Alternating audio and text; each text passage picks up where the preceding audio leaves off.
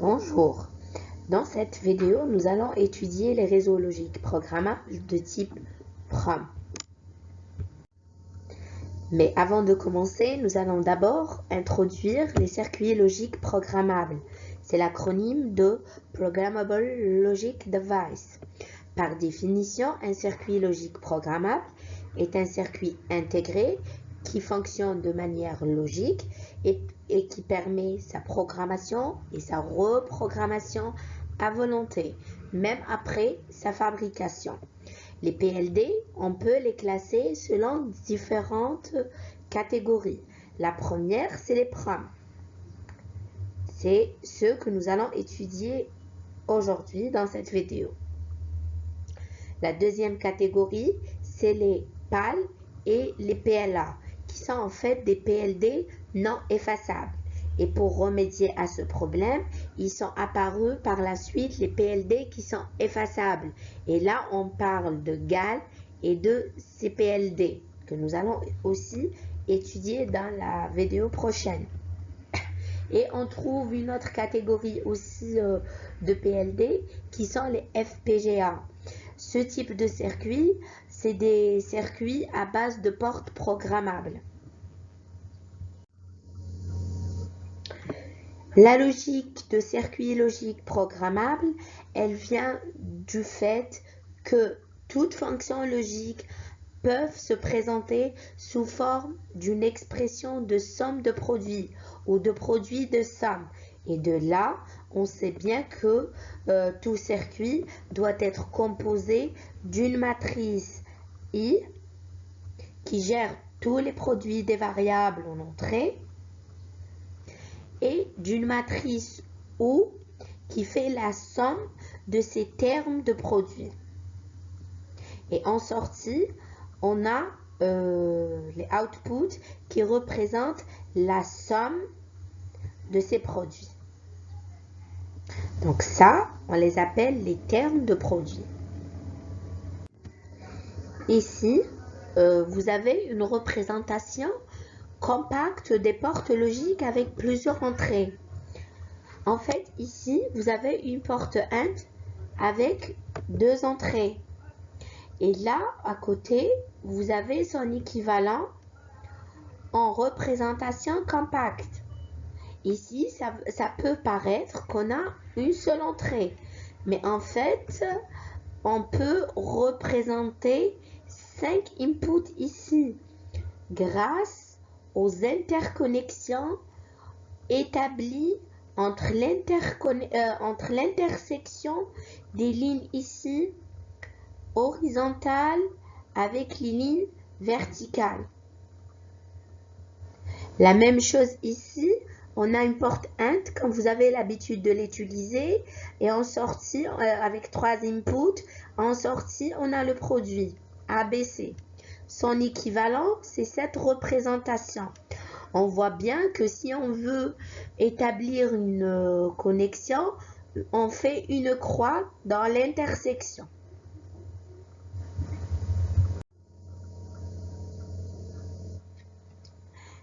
Ici, je vais vous montrer le principe. Donc, la réalisation des portes I à base de diodes, en fait, s'effectue grâce à des fusibles qui sont placés en série avec des diodes, comme vous pouvez le voir ici. Donc, la sortie ici, ce n'est rien que le produit E1 fois E2. Pourquoi? Parce que E3 ici, il y a la fusible qui est grillée.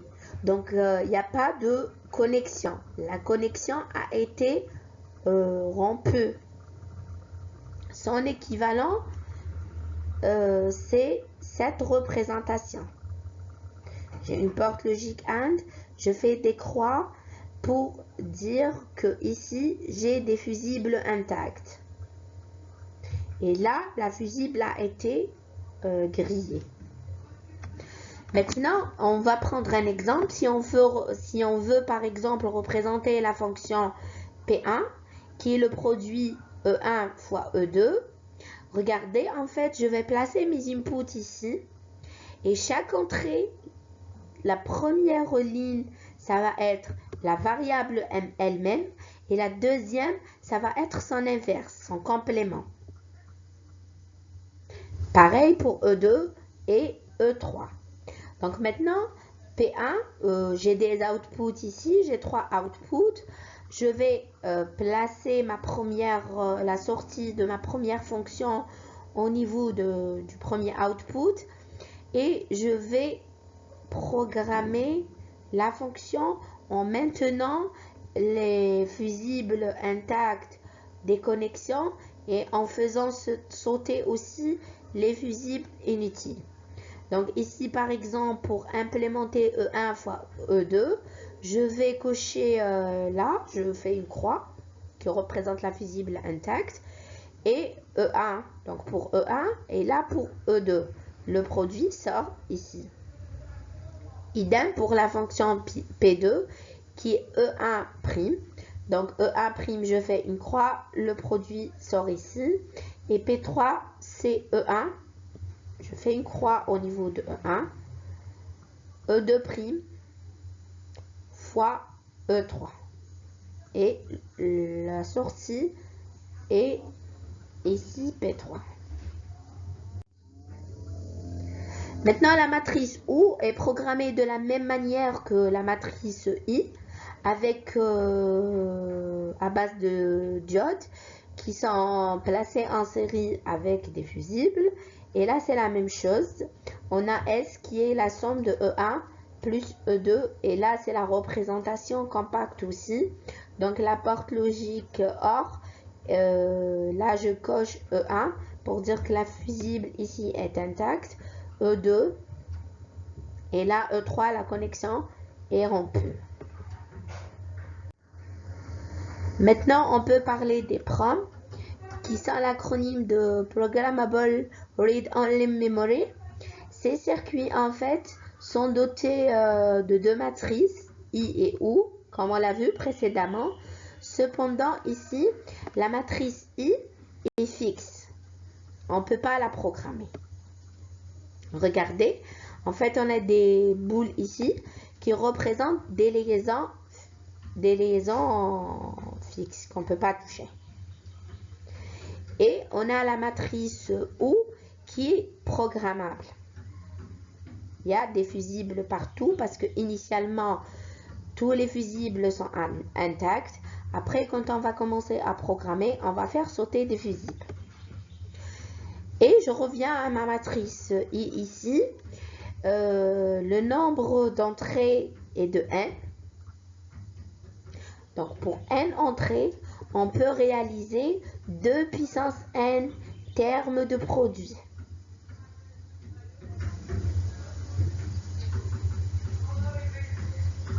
Alors si je veux réaliser une fonction f avec la prom, je dois me baser sur sa table de vérité en mémorisant la valeur de f pour toutes les combinaisons en entrée.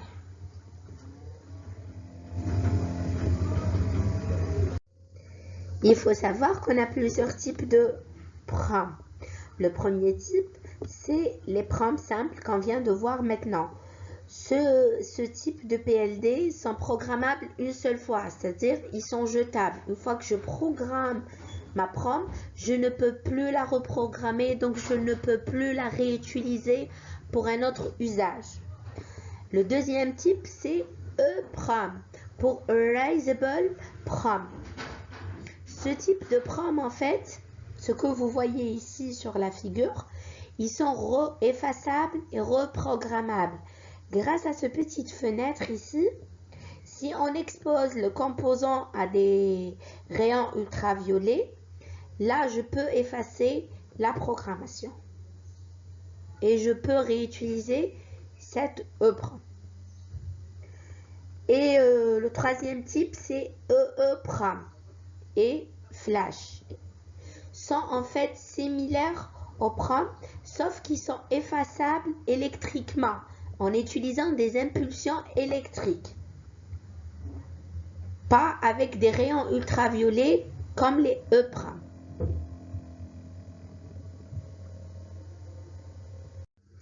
On a dit préalablement que les primes sont dotées d'une matrice I qui est fixe et d'une matrice O qui est programmable. Maintenant, si on observe bien notre matrice I, on trouve que ce n'est rien qu'un décodeur à 4 entrées, 16 sorties. Et ma matrice O est à 2 puissance n entrées et m portes de sortie. Nous allons vous exposer un petit rappel sur les décodeurs. En fait, un décodeur, il active une sortie unique selon la valeur du signal en entrée. Et cette sortie correspond à le code binaire en entrée. Donc, ici, par exemple, pour la F0 est activée quand est-ce? Quand on a 0, 0, 0. Donc, F0, je l'ai mis à 1 dans ce cas. 0, 0, 0 en input. F1 est à 1 quand on a 0, 0, 1. Ainsi de suite. La fonction F0, je peux l'exprimer en fonction des mintermes. Donc, F0, c'est M0, c'est le premier minterme. Et ce n'est rien que F0, ce n'est rien que A2', A1', A0'. F1, c'est M1, ce n'est rien que A2', A1', A0, ainsi de suite.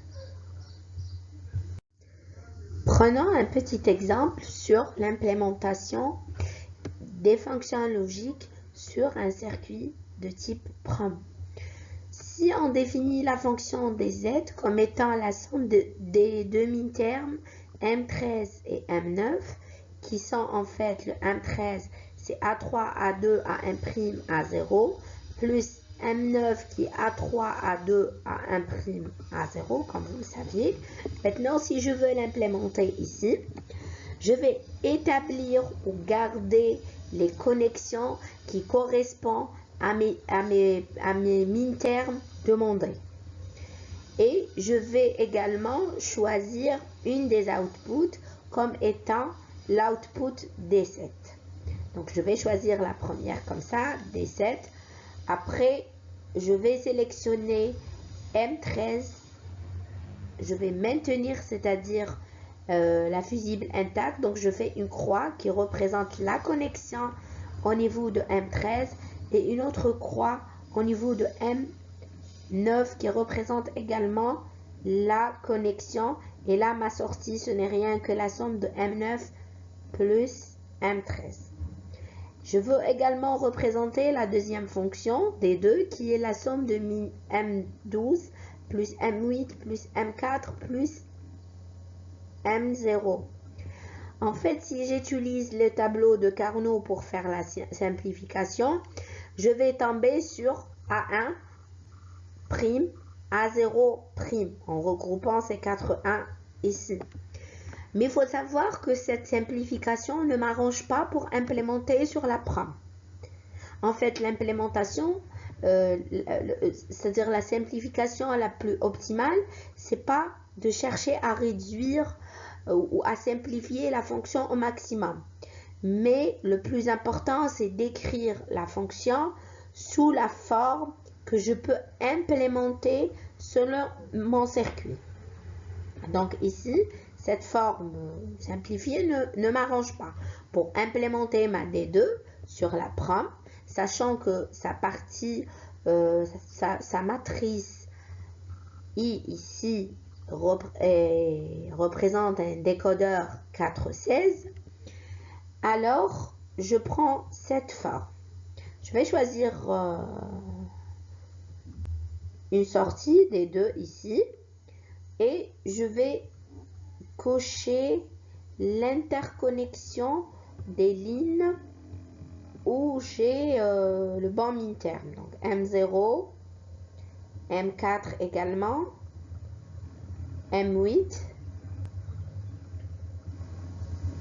ici et M12. Voilà. nous allons prendre un exercice applicatif sur une implémentation sur une prom. Donc, dans cet exercice, on vous dit qu'on a un comité qui est composé de 4 personnes et qui a besoin d'un mécanisme de vote secret pour les amendements sur la constitution du comité. Et il considère qu'un amendement est approuvé si au moins 3 personnes votent pour. Alors ici, j'ai 4 personnes qui vont voter. Donc, je vais faire 4 inputs dans ma table de vérité. On vous demande d'abord d'établir la table de vérité et d'implémenter par la suite la fonction logique sur les probes. Donc, j'ai 4 personnes qui vont voter. Ça va être A, B, C, D dans ma table de vérité. Et on vous dit que 3 personnes votent pour au moins 3 personnes pour pouvoir approuver le vote. C'est-à-dire quand j'ai au moins 3 1, ma sortie passe à 1. Quand est-ce qu'ici j'ai un seul 1, donc 0, un seul 2 1, donc 0 aussi, 3 1 ici. Donc j'ai 3 1, alors le vote est approuvé, ça passe à 1.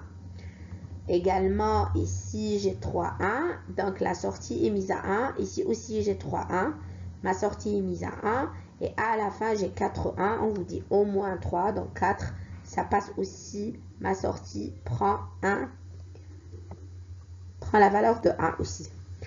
Maintenant, je vais commencer à déduire la fonction f de sortie.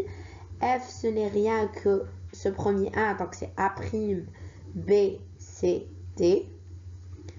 Ce 1, c'est ce terme. Ce 1, c'est A, B', C, D. Ce 1 aussi, c'est A, B, C', D, ce terme. Ce 1, c'est A, B, C, D', celui-là. Et dernièrement, c'est A, B, C, D. Il faut savoir que cette fonction, je peux la simplifier comme ça. B, C, D, A, C, D, en utilisant les règles de l'algèbre de Boole. Maintenant, je peux implémenter aussi, ça c'est le logigramme correspondant de l'implémentation de cette fonction. Donc ici, j'ai des portes AND, la porte OR et la sortie de la fonction. Pour le premier terme BCD, il est là, BCD, le produit, et sort ici. Le deuxième, c'est ACD, c'est celui-là. Mon produit, il sort ici. Et là, c'est ABD, ça sort là. Et après, on fait la somme de tous ces termes. Nous allons implémenter maintenant la fonction f sur la prom. Donc ici, il nous demande de le faire sur la prom 16 x 8. C'est une prom avec 16 termes de produit et 8 outputs. La première étape à faire, c'est de choisir les ports d'entrée et de sortie. Maintenant, les ports d'entrée ici, il faut tenir en compte du poids le plus fort au poids le plus faible. On le dit ici, l'ordre dans lequel on place les entrées est crucial. Les outputs, placer les sorties. Donc les outputs ici, c'est une prom à 8 sorties. Je choisis une seule pour représenter ma fonction. Après, la deuxième étape, on vous dit qu'il faut écrire les équations de sortie sous forme de somme de produits. Ici, c'est la forme c'est-à-dire c'est la forme qui m'intéresse. Je n'ai pas besoin de minimiser ou de simplifier ma fonction parce que celle-là, à partir de celle-là, je peux passer au min-terme que je vais implémenter directement ici. Et on le dit là, la minimisation ici des équations n'est pas toujours utile. Donc, ici, dans notre cas, elle n'est pas utile. Et troisième étape, on passe à indiquer quelle connexion établir. Donc, on passe à l'établissement des connexions. Donc, je vais le faire. Ici, ça, c'est le M7. Je vais le faire ici. M7.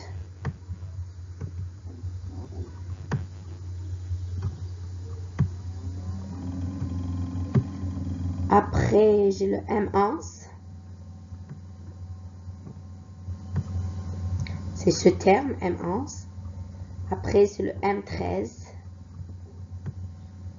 C'est celui-là, A, B, C', D.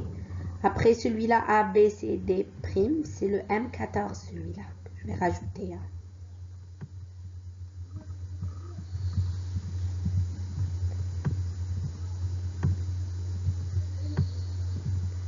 Je vais le mettre là.